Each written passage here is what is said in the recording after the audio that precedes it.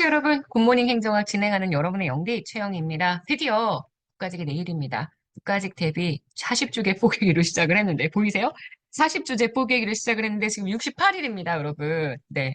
우리 이렇게 마지막까지 잘 달려왔으니까, 오늘 하루만 정말 평소처럼 잘 마무리하도록 합시다. 분명히 좋은 결과 있을 거예요. 자, 시작해볼게요. 국가직 17번 문제부터 갈 건데요. 네, 작년에 국가직의 개정법령이 출제가 되었죠. 공직자의 이해충돌 방지법입니다. 사실 공직자윤리법하고 되게 헷갈리시는데 공직자윤리법이나 공직자의 이해충돌 방지법이나 둘 다 이해충돌 상황을 방지하기 위한 동일한 목표를 가지고 있습니다. 근데 공직자윤리법으로 안 되는 부분들을 조금 더 방어해주기 위해서 설정된 법이고요.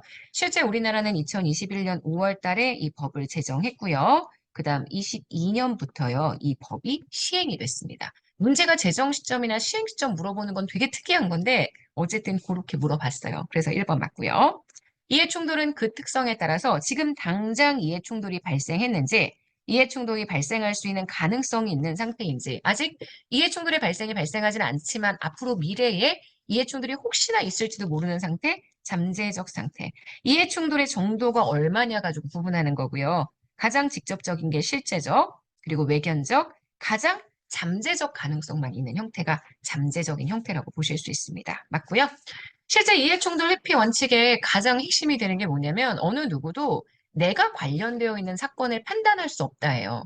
내가 정말 되게 현명한 공직자인데 현명한 공직자이기 때문에 내 사건을 잘 판단할 수 있어. 이런 믿음을 가지면 안 되죠. 어느 누구도 자기가 연루된 사건에 대해서 그 사람이 좋은 사람이건 나쁜 사람이건 공정한 사람이건 연루된 사건의 재판관이 되어서는 안 된다. 이게 원칙입니다. 그래서 3번 맞는 선지. 4번 그래서 이거는 제가 작년에도 강조했던 거예요. 시험 전에. 이해충돌 방지법, 공직자의 이해충돌 방지법 위반 행위는 모든 기관에 신고할 수 있어. 감사원, 수사기관, 국민권익위 다 신고할 수 있고요. 위반 행위가 발생한 기관 역시 신고할 수 있습니다. 그리고 이 업무 전체를 총괄하고 있는 총괄 기관은 바로 국민권익위원회죠. 그래서 17번 문제의 정답이 되는 틀린 선지는 4번입니다. 18번이요.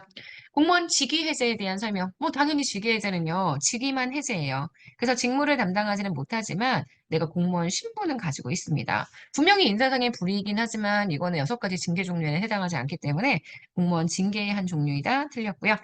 직위 해제 처분을 받은 공무원은 잠정적으로 공무원의 신분이 상실된다. 아닙니다. 신분은 계속 가지고 있어요. 신분 상실을 해주기 위해서는 아시겠지만 직권 면직이라는 별도의 절차가 필요하기 때문에 이번은 X고요. 직무의 수행 능력이 부족하거나 근무 성력이 극히 나쁩니다. 이런 사람들 직위 해제 가능하죠. 직위 해제의 사유가 소멸한 경우 임용권자는 인사위원회의 심의를 거쳐 3개월 이내에 직위를 부여해야 한다. 그럴싸하죠? 아닙니다. 즉시. 직위 해제의 사유가 소멸했으니까 당연히 즉시 직위를 부여해야 되겠죠. 그래서 지금 보시는 4번 요거 틀렸습니다. 문제는 맞는 선지 고르라고 했으니까 3번 정리해 주시면 될 것 같아요. 자, 19번 갈게요. 자, 2021년 1월 전부 개정된 지방자치법에서 도입된 주민참여제도 처음 도입된 제도. 근데 처음 도입된 제도를 몰라. 그래도 본래 주민소환제도, 그다음 조례에 대한 제정, 개정, 폐지 청구 우리가 이야기하는 조례 개폐 청구권. 이게 1999년도에 도입되었던 제도고요. 주민감사 청구 맞고요. 그 다음 2004, 5, 6에 각각 주민 투표, 그 다음 주민감사 청구, 주민 소환 도입됐던 건 다들 알고 계시지 않나요?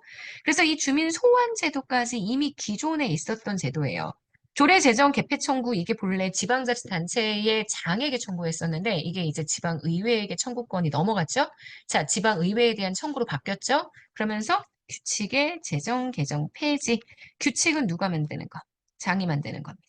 이 장에게 그에 대한 의견을 제출하는 권한이 21년 지방자치법 개정이 되면서 새롭게 추가가 된 내용입니다. 그래서 문제의 정답은 4번인데 제가 계속 한결같이 했던 잔소리지만 몰라도 풀 수는 있어요. 내가 이 내용은 안 봤어도 그 전에 있었던 요 내용들이 아, 그래 이미 지방자치법 개정되기 전에도 있었던 제도고 그래서 오히려 있었던 제도이기 때문에 개정사항이 생겼다는 것들은 알지 않나요? 그래서 그걸 통해서 충분히 풀 수 있습니다. 100% 몰라도 여러분 풀 수 있거든요. 대신 아는 거에 확실하게 집중해 주시는 게 필요합니다. 자, 20번 마지막 문제입니다. 정책평가를 위한 사회실험에 대한 설명으로 옳지 않은 것. 통제 집단을 사전에도 한번 측정하고 사후에도 한번 측정합니다.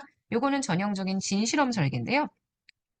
진실험 설계를 진행을 할 때 실제 검사 효과를 통제할 수 있는 거 아니에요? 이렇게 얘기하시더라고요. 근데 진실험이요, 내적 타당성이 좀, 네, 저희들은 요인이 적은 편이긴 합니다. 준실험에 비해서. 하지만 만약에 통제 집단에 대해서 한번 측정을 하고 그 다음 측정을 했다. 그러면 검사 효과를 통제하기는 어렵죠. 검사는 반복된 측정으로 인해서, 반복된 측정으로 인해서 실험 집단이 또는 통제 집단이, 실험 대상 집단이 실제 검사의 내용에 익숙해지는 효과를 설명하죠. 내적 차당성을 저해하는 요인입니다.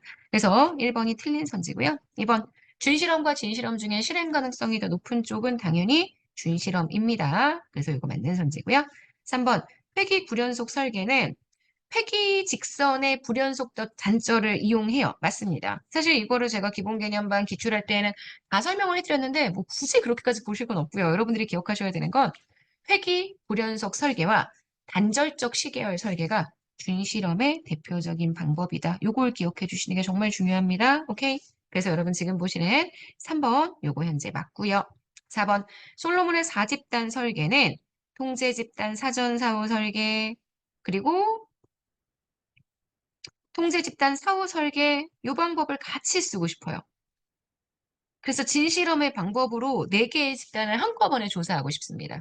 이랬을 때 보통 설계하는 거죠. 그래서 실험 집단과 동일한 통제 집단을 사전 사후 측정하는 설계 하나, 그 다음 실험 집단과 통제 집단을 사후에만 측정하는 설계 하나. 그래서 실험 집단 사전 사후, 통제 집단 사전 사후, 그 다음 실험 집단 사후, 통제 집단 사후 이렇게 4개의 형태로 측정하는 진실험의 방법입니다. 그래서 통제 집단 사전 사후 설계와 통제 집단 사후 설계의 장점 모두를 갖는다. 뭐 여기까지 다 보실 필요는 없고요. 솔로몬의 4집단 설계가 이렇게 4개의 집단을 활용해서 실험을 진행하는 방법이다. 그래서 얘는 진실험에서, 그 다음 얘는 준실험에서 사용되는 방법이다. 이렇게만 기억해 주시면 될 것 같아요. 오케이? 자, 여기까지 해서 우리는 20번 문제까지 마무리를 했습니다. 자, 여러분, 네, 저희가 사실 올해 이 1년 내내 계속 굿모닝 행정학을 진행을 했었어요. 기본 할 때에도, 기출할 때에도, 그 다음 기회북 할 때에도, 그리고 마지막 모의고사 과정까지 여러분이 이렇게 아침마다 정말 저랑 함께 했던 이 시간들이 분명히 내일 시험에서요. 정말 빛을 발할 수 있을 거거든요. 그러니까 긴장하지 마시고, 걱정하지 마시고, 오늘 하루 편안하게 잘 마무리하세요. 내일 아침엔 딱히 다른 내용을 올리진 않겠지만, 여러분들 응원하시는 영상 제가 올려드릴 테니까, 내일 아침에 가는 길에 영상도 보시고, 루틴을 깨지 않도록 하셨으면 좋겠습니다. 그리고 참고로 저 내일 유튜브 진행해서 여러분들하고 같이 소통하는 시간 좀 만들려고 합니다. 카페에 자세하게 공지해 놓을 테니까 확인해 주시고요. 시험 정말 잘 보고 오세요. 기다리고 있겠습니다. 좋은 결과 꼭 알려주셔야 해요. 자, 우리는 내일 아침에 만나도록 하겠습니다. 여러분, 오늘 하루도 진짜 여러분 거고요. 우리 내일 아침에 만날게요. 안녕.